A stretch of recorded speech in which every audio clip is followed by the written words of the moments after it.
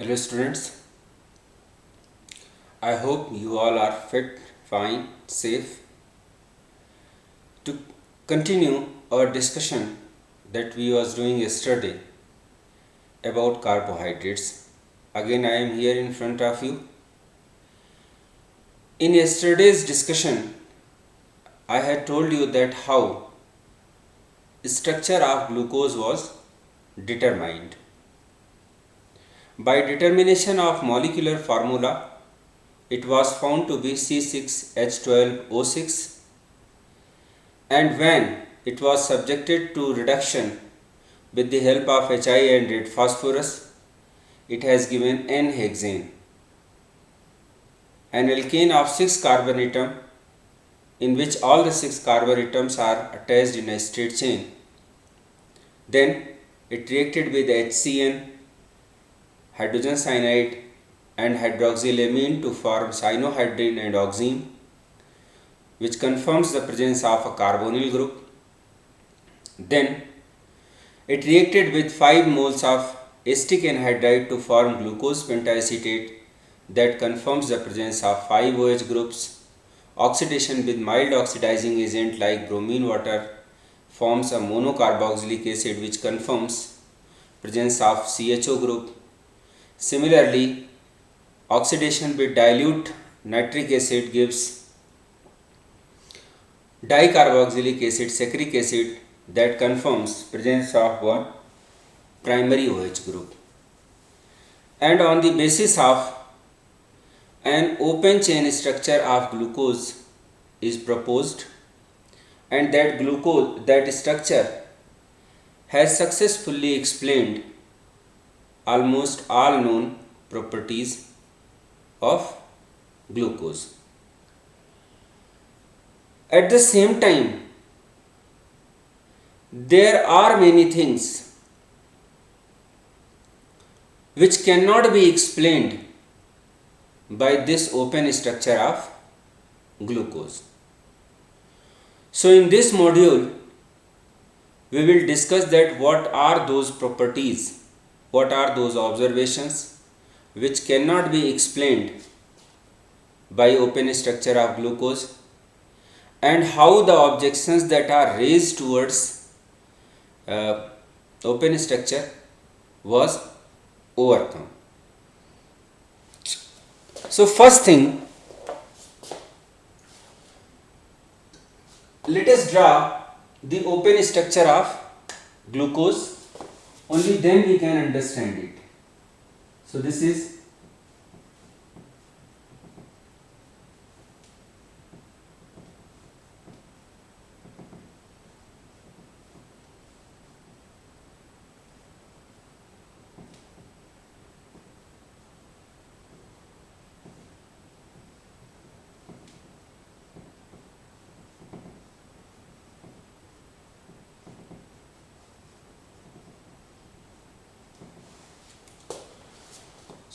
the open structure of glucose, in which there are 6 carbon atoms attached in a straight chain, has one aldehyde group and 5 OH groups, out of which one OH group is primary and 4 OH groups are secondary in nature. And this structure explains most of the properties of glucose. Now, when this glucose is made to react with HCN, this glucose reacts with HCN to form cyanohydrin. It reacts with hydroxylamine to form oxime and reacts with bromine water to form gluconic acid. Now first two reactions, formation of cyanohydrin and formation of oxime, confirms the presence of carbonyl group, while Oxidation with this mild oxidizing agent to give gluconic acid confirms that this carbonyl group which is present in the glucose is in the form of CHO, aldehyde group. However, at the same time, glucose gives no reaction with sodium hydrogen sulfide, Schiff reagent or with ammonia. So when this glucose is made to react with ammonia or sodium hydrogen sulfide or Schiff reagent, then we observe no reaction. While these are also characteristic reactions of carbonyl group, addition of sodium hydrogen sulfide, addition with ammonia, addition with Schiff reagent, all these are the characteristic reactions of CHO group. On one hand, glucose reacts with HCN to form cyanohydrin, which is characteristic of CHO group. It reacts with hydroxylamine to form oxime, which is characteristic of carbonyl group. It reacts with bromine water to get oxidized into gluconic acid. On the other hand, at the same time, glucose does not react with sodium hydrogen sulfide or ammonia or Schiff reagent, which are also characteristic reactions of this CHO group. So this open structure does not give any explanation why, in spite of presence of this CHO group in the structure, it reacts with HCN, it reacts with NH2OH, it reacts with bromine water, but it does not react with ammonia or sodium hydrogen sulfide or with Schiff's reagent. There is no explanation to this. First thing. Secondly, as per this structure, we expect only one form of glucose. But in actual practice, glucose is known to exist in two different forms. Glucose is known to exist in alpha form and in beta form. And both of these forms has got different melting points and different optical rotations. Say for example, this alpha form has got a melting point of 419 Kelvin, while this beta form has got a melting point of 423 Kelvin. Alpha form has got optical rotation of 190 degrees, while this has got only 19.2 degree. So as per the structure, open structure proposed here, this structure, glucose is supposed to be exist in only one form, but in actual practice, glucose exists in two different forms, alpha forms and beta forms. And there is no explanation that how these two forms they exist. Third, when this equimolar mixtures of alpha form and beta form is taken, alpha form and beta form, when aqueous solutions of alpha form and beta form is taken, their optical rotations rapidly changes and it attains a constant value of 52.5 degrees.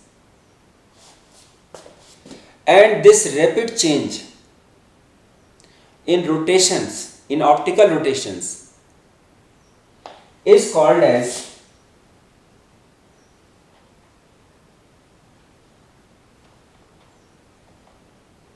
Mutter rotation. So open structure also does not gives any proper explanation for the process of Mutter rotation. Now, as per this structure, glucose reacts with acetic anhydride to form glucose pentaacetate. So reaction should take place at these OH groups, like this is an alcohol ROH, this reacts with CH3COOCH3, and in this way this CH3COOH is given out and ROCOCH3 acetate is formed. So if we follow these lines, then during the reaction of acetic anhydride reacts with these OH groups and glucose pentaacetate is formed, and in glucose pentaacetate this CHO group remains free. Means what? Structure of glucose pentaacetate also has got a free CHO group. Or if I draw the structure, let us see. This reacts with CH3CO whole twice O, that is glucose pentaacetate. Then it reacts with, in this way, H OCOCH3, then CH3 OCOH, H OCOCH3, H OCOCH3, and CH2 OCOCH3. So this is the structure of glucose pentaacetate, which should be formed as per this structure. And this also has got a free CHO group. This has got a free CHO group present here. But this glucose pentaacetate neither reacts with NH2OH nor reacts with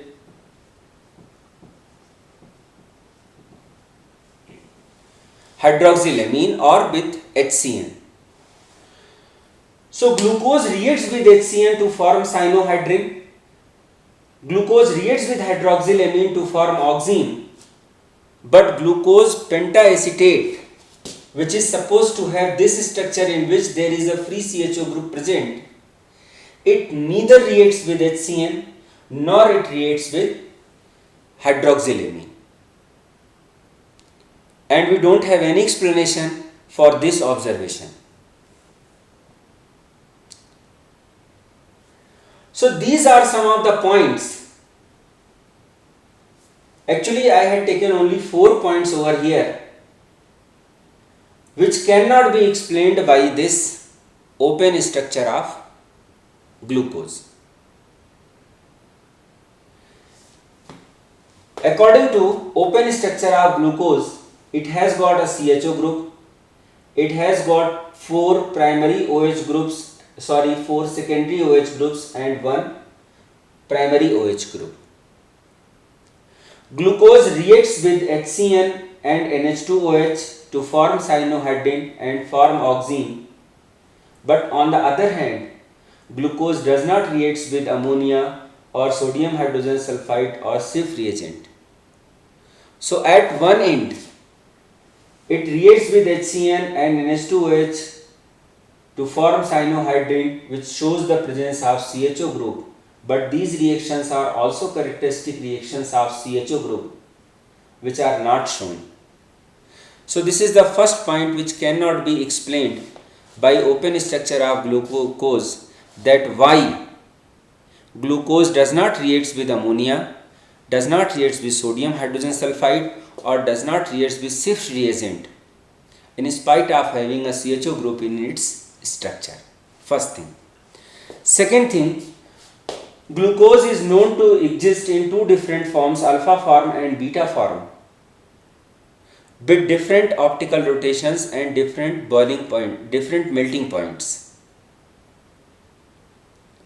While according to this structure, it is only expected to exist in only one form. So the presence of these two different forms of glucose, that is alpha form of glucose and beta form of glucose, cannot be explained by open structure of glucose. Third, when these two forms are mixed in aqueous solution form, their optical rotations rapidly changes and attains a constant value of 52.5 degree, which is called as mutarotation, and there is no explanation to mutarotation also. And finally, if this structure is correct, then on reaction with acetic anhydride, glucose pentaacetate is formed at these OH groups only, and it should have this type of structure where there is a free CHO group present. But this glucose pentaacetate neither reacts with HCN nor it reacts with hydroxylamine, showing that no CHO group is present in glucose pentaacetate. And this observation is also not explained by open structure of glucose. So although open structure of glucose explains most of the observed properties, yet these are the points which are not explained by open structure. Now, in order to overcome the objections raised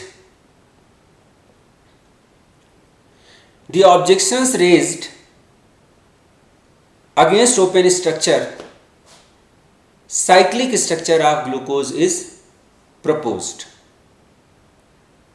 But before understanding the cyclic structure of glucose, we should know how aldehyde reacts with primary alcohols. Only then we will be able to understand it.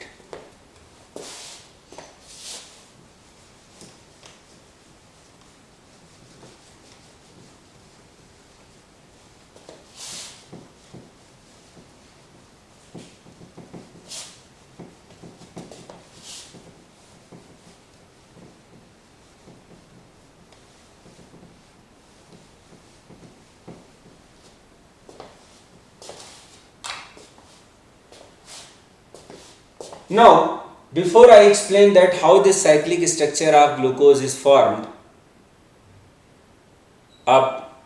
you should know how aldehydes reacts with primary alcohols. Now, this is R C double bond OH, an aldehyde. This reacts with a primary alcohol, monohydric alcohol, R-OH, in the presence of dry HCl gas. So here, due to high electronegativity difference, there is a delta plus charge and there is delta minus charge, and this oxygen hydrogen bond is also polar. This has got a delta negative charge, so this nucleophilic part attacks at this carbonyl carbon, and this H goes to here, so you get RCH OH OR dash. And finally, this compound which is formed here, this reacts with another molecule of alcohol, and that is how this water molecule is given out, and we get RCH OR dash OR dash. So this compound which is formed here is called a hemiacetal, and this is called acetal. In acetal, two alkoxy groups are present, and since there is only one alkoxy group is present, so it is called hemiacetal. Adha, half.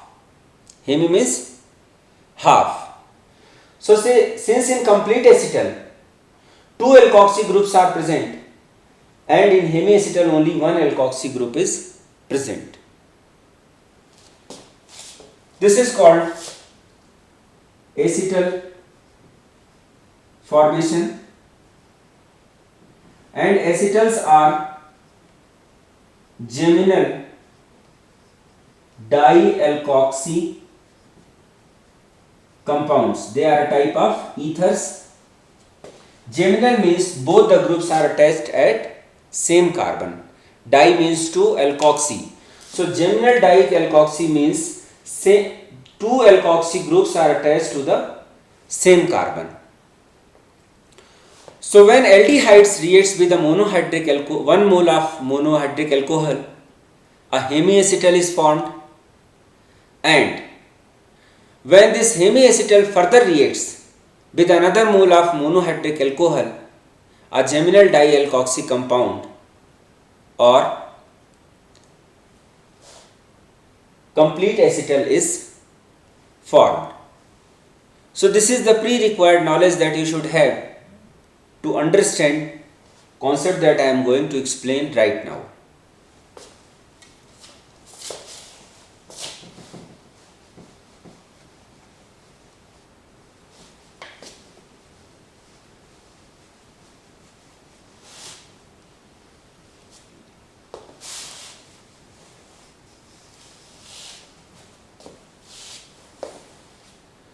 So it is suggested that in the molecule of glucose, both groups are present.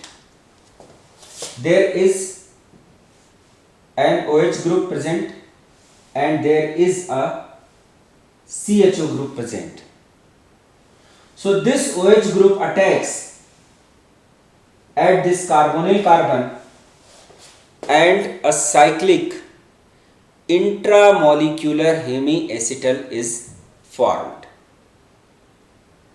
Now this CO group, carbonyl group, is sp2 hybridized, has got a flat structure, has got a planar structure. So this OH group may attack it from the above to the plane or may attack it from the below to the plane, and as a result of which, during the formation of this intramolecular hemiacetal, a new stereocenter, a new chiral carbon is formed at this C1 carbon and two different stereoisomers are formed. Say for example,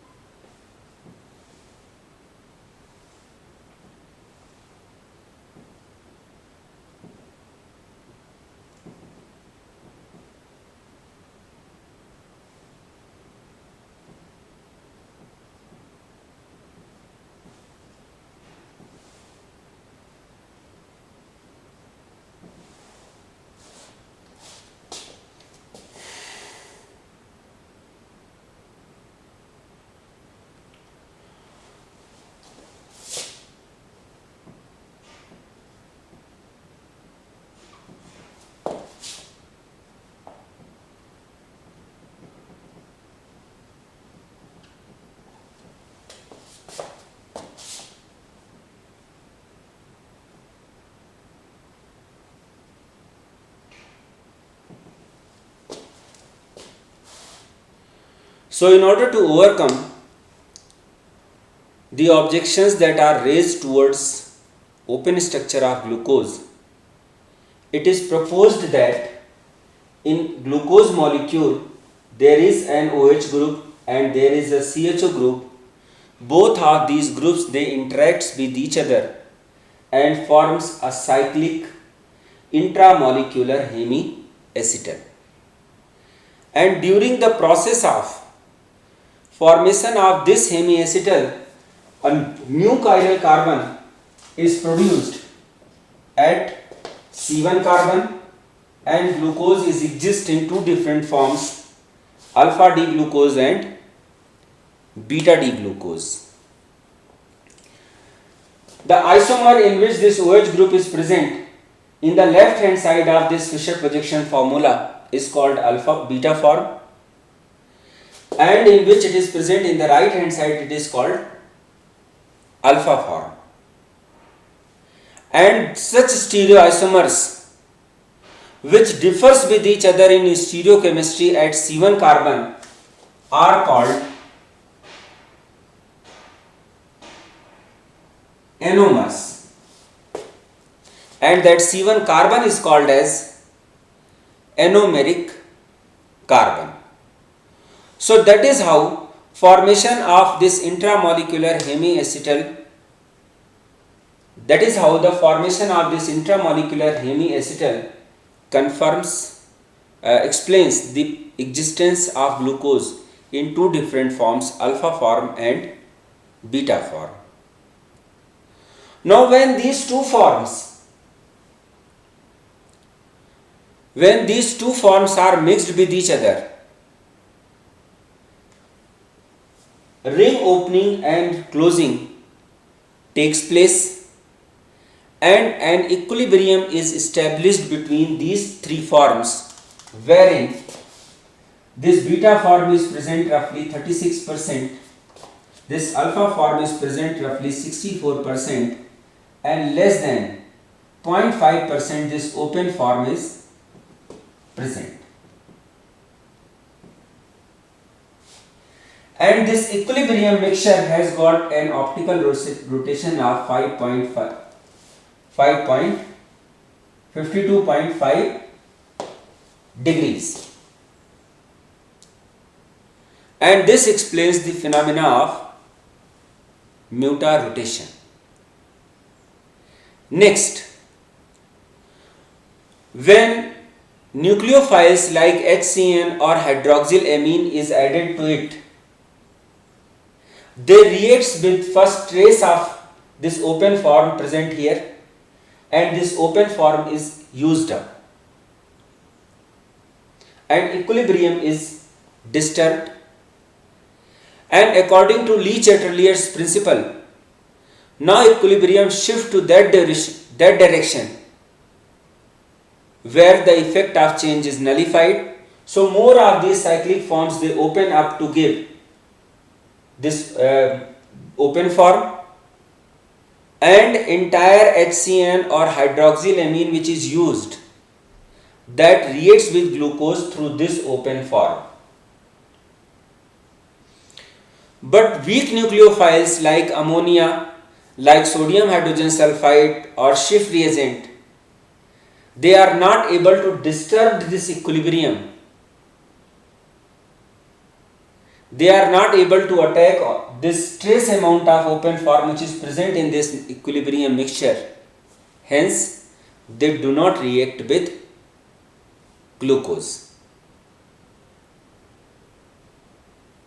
Now, if we go by the structure of either of these beta D plus glucose or alpha D plus glucose, we see that there are 5 OH groups, 1, 2, 3, 4 and 5 OH groups.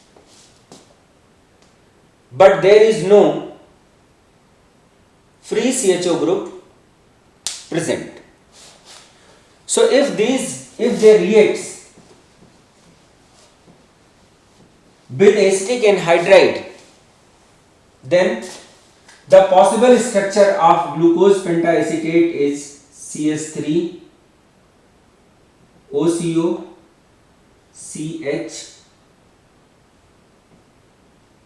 H OCO CH3, then CH3 OCO H H OCO CH3 CH.